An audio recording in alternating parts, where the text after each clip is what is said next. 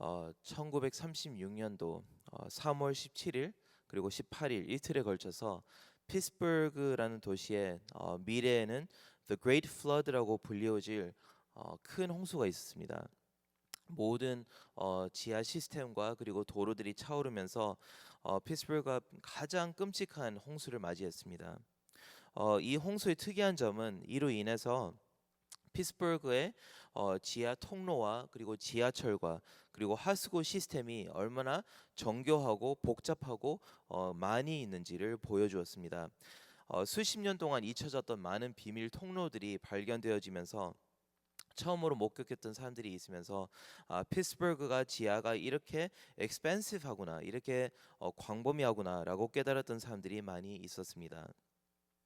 사람의 마음도 이와 같아서 얼마나 그것이 깊고 복잡한지를 마음이 꽉 차지 않는 이상, 무엇인가 흘러나오지 않은 이상, 어떤 말과 행동으로 표현되지 않는 이상은 사람의 마음이 얼마나 깊고 심오한지를 모르고 살아갈 때가 많이 있습니다. 잠언은 사람의 마음과 행동에 이 복잡하고도 밀접한 관계를 보여주면서 오늘의 말씀을 읽을 때 마음과의 행동의 어떤 비례에 대해서 읽어보겠습니다. 처음에 21장 1절을 보면 왕의 마음이 여호와의 손에 있음이 마치 봇물과 같아서 그가 임의로 인도하시느니라. 20장 앞장에 바로 읽어보면요, 왕실의 시편이라고, 로열 썸이라고 지혜와 왕의 지혜와 왕이 가질 수 있는 분별력에 대해서 노래하고 있지만 21장부터는 첫 번째 구절이 이 왕의 마음조차도, 모든 것을 분별할 수 있는 이 왕의 마음조차도 하나님의 손에 있다는 고백으로 시작합니다. 하나님의 주권을 노래하는 1절입니다. 근데 1절에 보면 왕의 마음이 하나님의 손에 붙잡힌 바가 되어서 본물과 같아서 이것이 농경적인 단어인데요. 도랑을 파서 물을 가장 필요로 하는 곳으로 터전으로 보물을 인도하는 농부처럼 하느님께서는 정의와 그리고 공의가 가장 필요한 사회의 구석구석으로 왕의 마음을 흘러넘치게 한다는 표현입니다. 즉 크리스천의 마음도 마찬가지인데요. 이처럼 하느님께서 이미 예비하신 도랑을 따라서 우리의 마음이 흘러가서 줄줄 흘러서 정직한 행위로 표현이 되어질 때 하느님의 마음이 가장 향하는 곳에 우리가 하느님의 마음을 시원하게 해드릴 수 있는 것이 우리의 마음과 행동입니다. 지혜로운 마음은 선한 행실로 이어진다는 어떤 은유적인 표현입니다.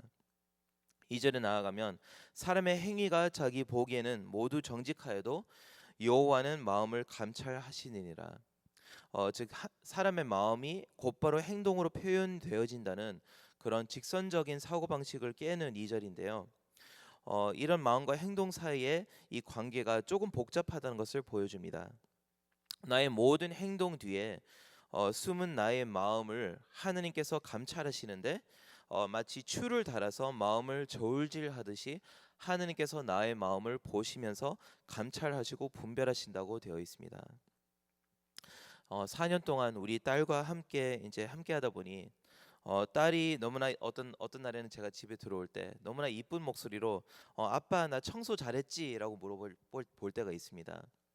그런데 보통 이제 그렇게 물어볼 때는 제가 지혜가 생겨서 이제는 직감적으로 제가 압니다.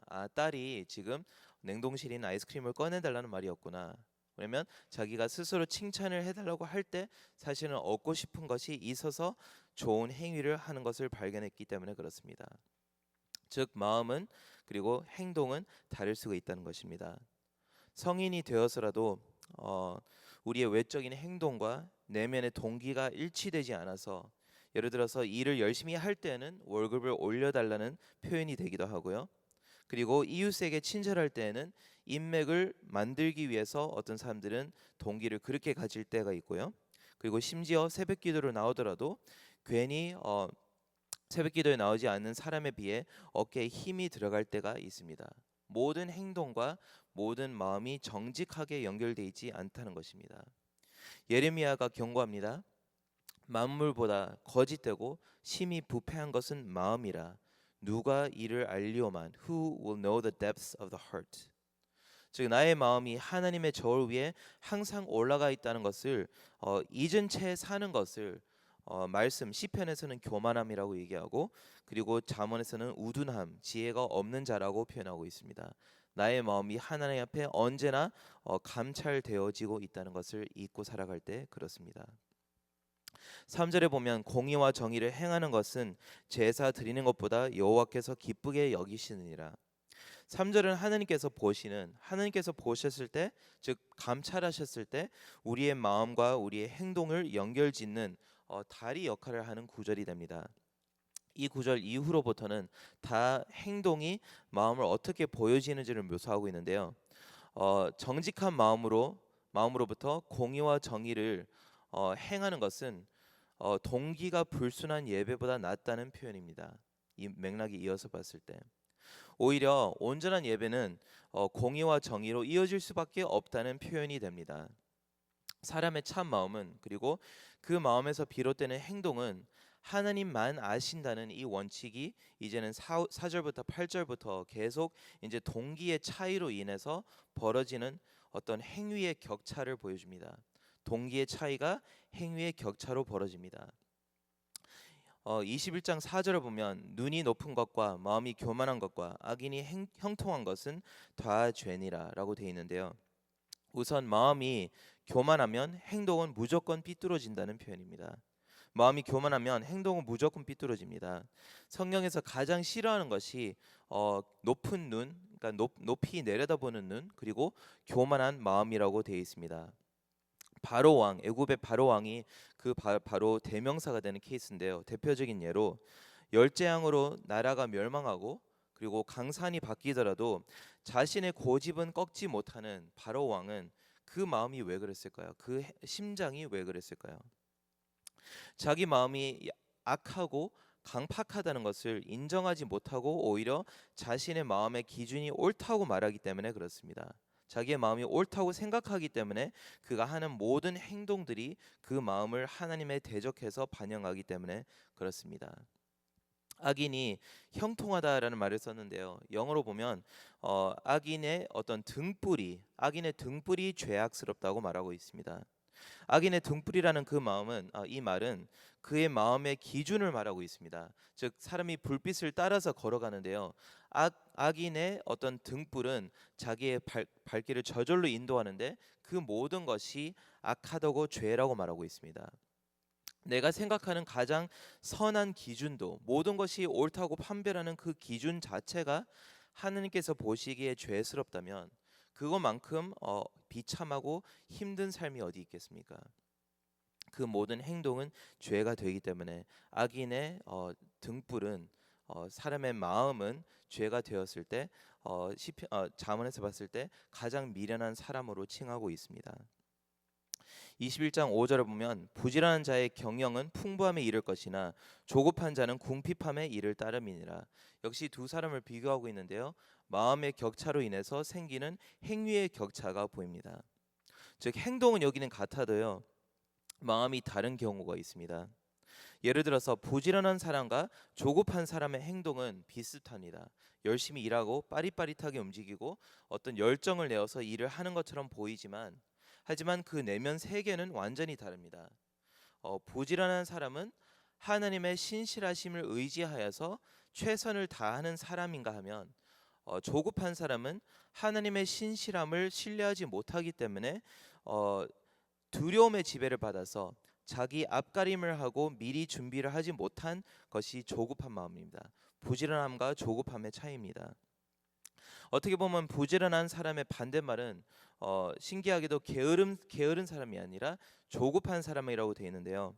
부지런한 사람은 계획, 즉 경영을 할 정도로 미리 준비를 하는 것에 비해서 조급한 사람은 사전 계획을 못했기 때문에 게으름의 한 종류로 오히려 조급함을 보고 있다는 것입니다. 6절과 7절도 마찬가지인데요. 재물을 똑같이 모으지만 속이는 말로 모으는 것과 정직한 말로 모으는 것은 마음의 천지의 차이가 있다는 것을 보여주고 있습니다. 하나님의 눈에는 완전히 다른 동기로 보고 있습니다. 정의로운 사람은 정의를 행할 때 악이 소멸하지만, 그런데 악인은 정의를 행하지 않고 강포를 휘두를 때 자기 자신을 소멸한다고 나옵니다. 그 어떤 행동도 마음을 저울질하는 하나님 앞에서는 속일 수 없다는 대전제가 이 모든 말씀 가운데 깔려 있습니다. 나의 모든 행동이 마음을 저울질하는 감찰하시는 하나님 앞에서는 숨길 수 없다는 뜻입니다. 한 쇼 프로그램이 있었는데요. 그 쇼 프로그램을 보면 사람이 거짓말 탐지기에 연결되어서 묻는 모든 질문에 진실을 이야기하면 상금을 받는 액수가 늘어나고, 그리고 거짓말을 하면 받았던 모든 돈을 잃는 그런 쇼 프로그램이 있었습니다. 그만큼 민감하고 어려운 질문들을 많이 했습니다. 한 번은 이 게임에 어떤 부부가 참가를 했는데요. 여자가 질문에 대답을 하는 형식이었습니다. 근데 10만 달러 짜리 이제 10만 달러짜리 어떤 질문이 나왔는데요. 그 질문이 굉장히 어려운 질문이었습니다. 남편이 바로 보고 있는데 남편이 아닌 다른 남자와 잔 적이 있는가? 남편이 아닌 다른 남자와 잔 적이 있는가라는 그 질문에 이 여자는 돈이 너무나 필요한 나머지 솔직하게 대답을 해서 네, 저는 다른 남자와 잔 적이 있습니다. 대답을 하고, 그 거짓말 탐지기는 진실임을 판명하여서 10만 달러를 얻었습니다만 그 남편의 얼굴이 정말 잿빛으로 바뀌는 것을 볼 수 있었습니다. 그 이후로부터 계속 더 어려운 질문들이 나오면서 낯뜨겁고 어려운 질문들을 계속해서 여자는 진실되게 대답해서 결국에는 마지막 질문 20만 달러짜리 질문에 들어갔습니다. 근데 그 질문은 너무나 쉬운 나머지 당황스러울 정도로 단순한 질문이었습니다. 그 질문이 무엇이냐? Are you a good person? 당신은 선한 사람입니까? 20만 불을 너무나 쉽게 벌 수 있는 찬스라고 생각해서 이 여자는 흥분해서 네, 맞습니다. 저는 좋은 사람입니다라고 대답을 했습니다.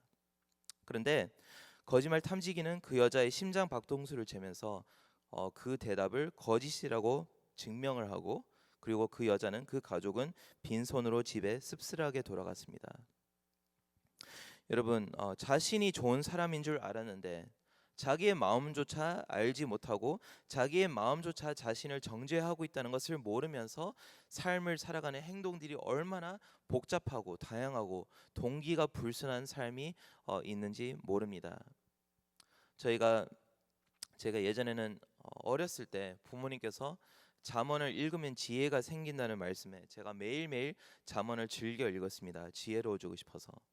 그런데 한 20대에 접어들고 30대에 가까워지니까 잠언을 읽을 때마다 마음이 너무나 불편한 것입니다. 왜냐하면 적어도 레위기나 신명기를 보면 가한가 불가한가, 즉 법인지 아닌지 합법적인지 불법인지 그 기준으로 보았지만, 잠언의 말씀을 보면 완벽한 사람의 지혜 그리고 그에 미치지 못하는 사람의 지혜가 비교되면서 날이 갈수록 내가 지혜가 없는 사람임이 들통이 났기 때문에 갈수록 잠언을 읽는 것이 힘들어졌습니다.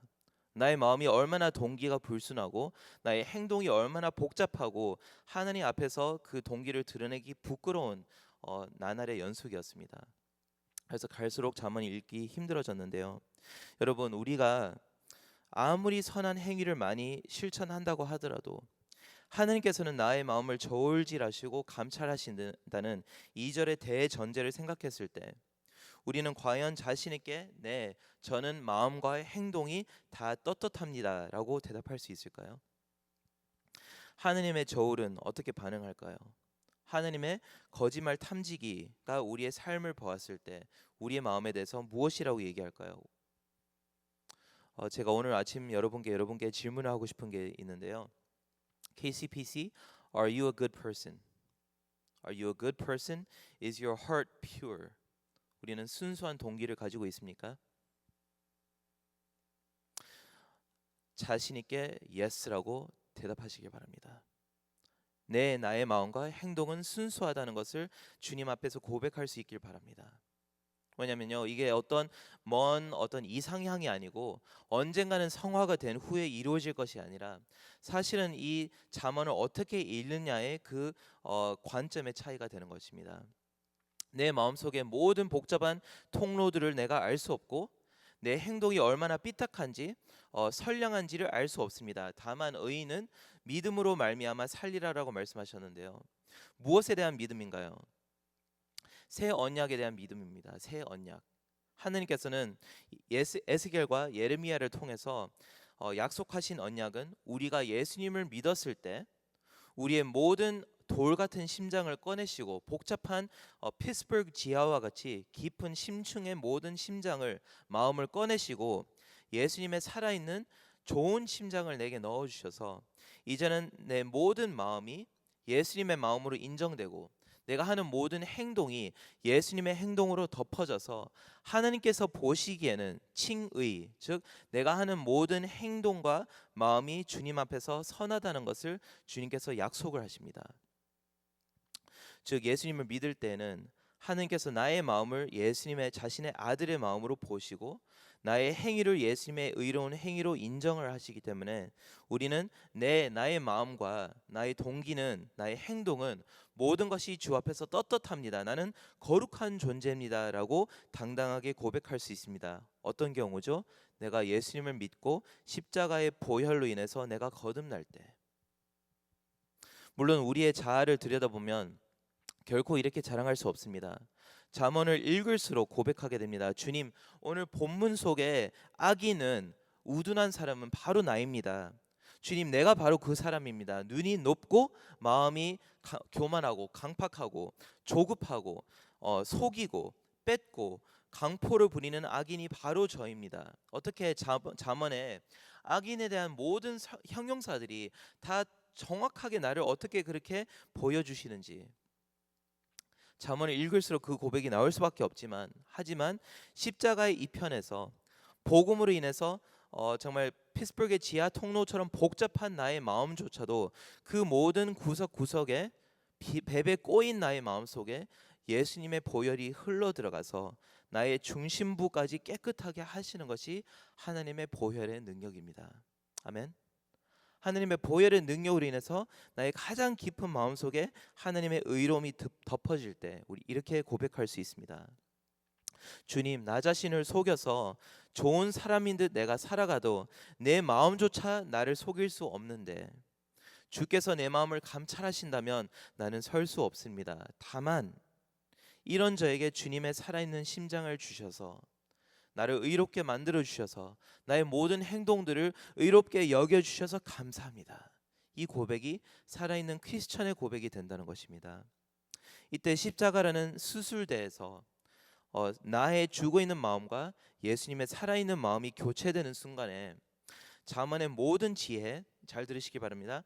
잠언의 모든 지혜는 우리가 억지로 따라잡아야 할 어떤 지침서가 아니라 우리가 언젠가는 쟁취하고 거미 쥐어야 될 삶의 자세가 아니라 잠언서를 그때부터 어떻게 읽을 수 있냐면 예수님께서 우리를 위해 이미 쟁취하신 전리품으로 우리는 지혜를 볼 수가 있는 것입니다. 즉 예수님께서 잠언의 모든 행동의 조건들을 그리고 마음의 조건들을 이미 성취하셔서 내 마음에 이식시켜 주시고 주심으로 이제는 잠언이 나에 대한 설명이 됩니다. 아, 내가 주님 안에서 지혜로운 자구나. 아, 내가 주님 안에서 제자 훈련이 임하고 내가 주님을 따라가면서 이 모습이 나의 앞으로 될 모습이구나. 이것이 개혁주의적으로 잠언을 읽는 눈입니다. 여러분, 거듭나지 않은 사람은 잠언을 읽을 때 어깨에 힘을 주거나 그래서 열심히 으쌰으쌰 살아야지 이뤄내고 말아야지라고 반응을 하거나 아니면 거듭나지 않은 사람은 그래 내가 이렇게 부족한 존재인데 어떻게 살아가지? 라고 단정을 짓게 됩니다.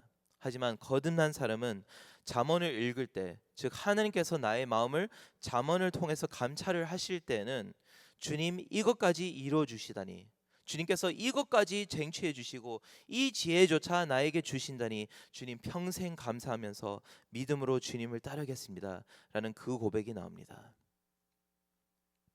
잠언 21장의 모든 말씀들이 거듭난 사람에게는 지혜로운 사람의 특징이 되는 것이고 그리고 거듭나지 않은 사람에게는 악인의 특징이 그저 설명이 되는 descriptive한 잠언의 말씀입니다.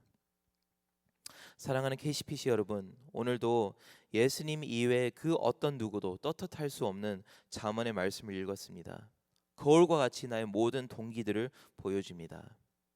이에 합당한 반응은 오늘 아침에 살아가실 때 무거운 어깨로 스스로 나아지려고 채찍질해서 더 발전을 하려고 하는 것이 아니라 두 손 들어서 주님께 감사함으로 기쁨으로 주님 이 지혜를 제게 주시니 주님께서 지혜가 되어 주시니 십자가에 감사드립니다라는 그 고백으로 오늘 하루를 힘차게 시작하시기를 축원드립니다.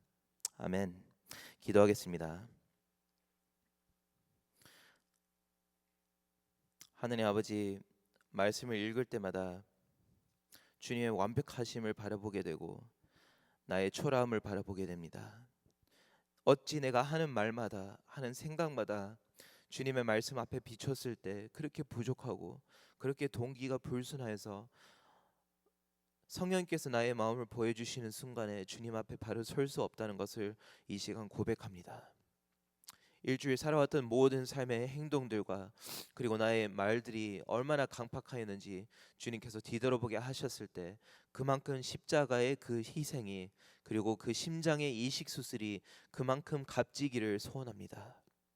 우리 모든 KCPC 성도님들이 오늘 하루도 나를 짓누르는 성화의 어떤 무게가 부담이 아니라 이제는 예수님께서 나를 위해서 이미 쟁취하신 그 모든 아름다운 완벽한 모습들이 나의 것이라고 감사함으로 고백하게 도와주시고 이제는 그것을 얻어내려고 살아가는 삶이 아니라 오늘 하루 주님께서 내게 주신 모든 것으로 그 보혈이 내 안에 순환하는 것을 느끼면서 감사함으로 살아갈 수 있는 우리 KCBC 성도님들이 될 수 있도록 주님께서 함께하여 주시길 바랍니다. 오늘 기도를 하실 때 첫 번째로 KCPC의 모든 성도님들이 예수님의 마음을 흉내내는 자가 아니라 마음을 받은 자로 하느님 앞에 깨끗하고 정직한 행실로 살게 하소서 기도하겠습니다. 두 번째로 담임 목사님과 부교육자들에게 하느님의 마음을 부어 주셔서 주어진 모든 사역을 순수한 동기로 능히 살아낼 수 있도록 기도하겠습니다. 그리고 세 번째로 안정근, 정미양, 케냐 선교사님들을 위해서 기도할 텐데요. 골든 베리 스쿨 디렉터 우간다에도 코비드-19 백신을 다른 나라처럼 받을 수 있도록 이 시간 우간다의 접종 상황을 위해서 기도하면서 오늘 하루 삶의 자리로 나아가겠습니다. 기도하겠습니다.